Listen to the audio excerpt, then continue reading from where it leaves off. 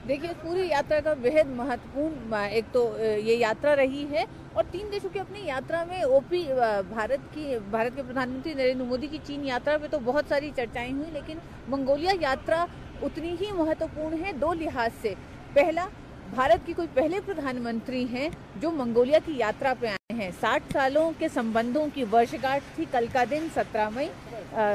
लेकिन उसके बावजूद इतने सालों में मंगोलिया के राष्ट्रपति और प्रधानमंत्री की भारत यात्रा तो हुई है। भारत की भी राष्ट्रपतियों की यात्रा जरूर हुई है मंगोलिया की, लेकिन आज तक कोई प्रधानमंत्री नहीं आए थे। तो ये कह सकते हैं कि 60 सालों के संबंधों को एक नया अध्याय जोड़ा है प्रधानमंत्री नरेंद्र मोदी ने अपनी इस मंगोलिया यात्रा से। दूसरी बात यह है कि जिस तरह से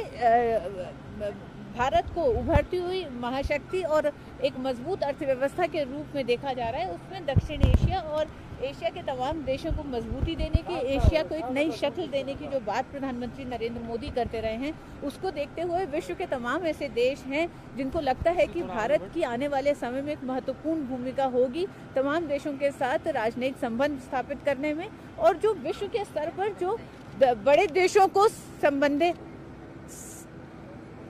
जी हाँ, प्रधानमंत्री का अब से थोड़ी देर में यहाँ से रवानगी है सियोल के लिए, और वो चंगेज खान अंतर्राष्ट्रीय हवाई अड्डे पहुंच चुके हैं। वहाँ इस समय वो तमाम प्रतिनिधियों से मिल रहे हैं मंगोलिया के,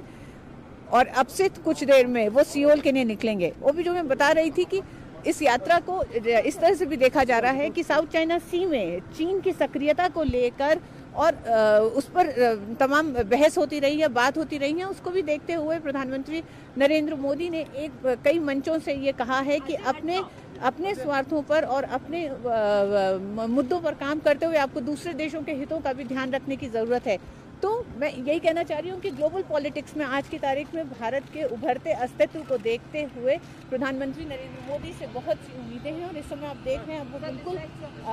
हवाई जहाज़ के नज़दीक पहुँच चुके हैं। इस समय वो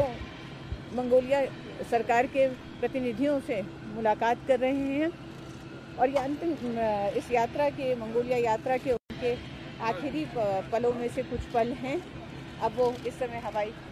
हवाई जहाज़ पे चढ़ चुके हैं और अब वो यहाँ से निकलेंगे अपनी सियोल यात्रा के लिए। तो 3 देशों की यात्रा का दूसरा पड़ाव आज समाप्त हो रहा है।